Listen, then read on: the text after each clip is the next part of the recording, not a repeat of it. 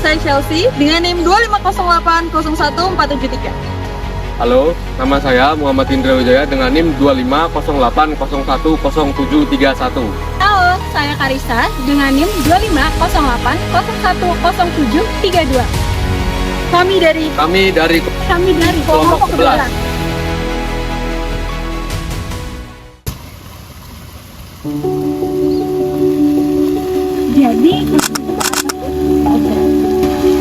Jadi, menurut KBBI sendiri mengartikan konstitusi adalah segala aturan dan ketentuan terkait ketatanegaraan.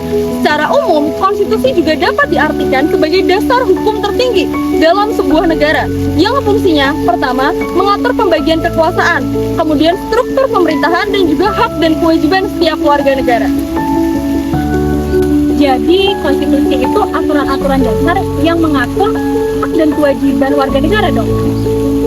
Berarti, kalau ngebahas hak warga negara ada hubungan sama hak asasi manusia dong?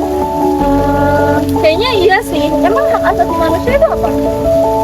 Jadi, hak asasi manusia menurut Undang-Undang Nomor 39 Tahun 1999 adalah seperangkat hak yang melekat pada hakikat dan keberadaan manusia sebagai makhluk Tuhan yang Maha Esa, yang wajib dihormati, dijunjung tinggi, serta dilindungi oleh negara.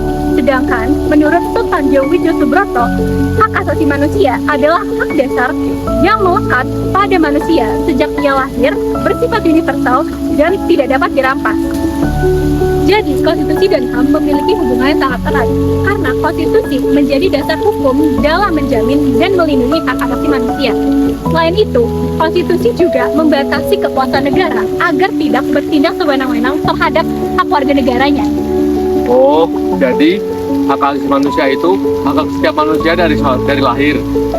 Sedangkan konstitusi itu yang melindungi hak tersebut di suatu negara.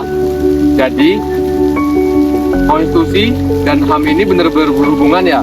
Nah, iya betul banget nih. Tapi aku jadi penasaran deh, apa aja sih pasal-pasal yang mengatur konstitusi dan HAM? Hak asasi manusia di Indonesia diatur dalam Undang-Undang Dasar 1945. Setelah amandemen kedua, UUD 1945 memiliki bab khusus yang mengatur tentang HAM, yaitu bab 10A yang terdiri dari pasal 28A sampai 28J. Perkembangan HAM di Indonesia dimulai sejak awal masa sebelum kemerdekaan. Pada masa itu, organisasi seperti Budi Utomo, Sarekat Islam, dan Perhimpunan Indonesia mulai memperjuangkan haknya. Masuk ke dalam era awal kemerdekaan, HAM mulai dimasukkan dalam Undang-Undang Dasar 1945. Perkembangan HAM di Indonesia terus berlanjut hingga masa awal Orde Baru.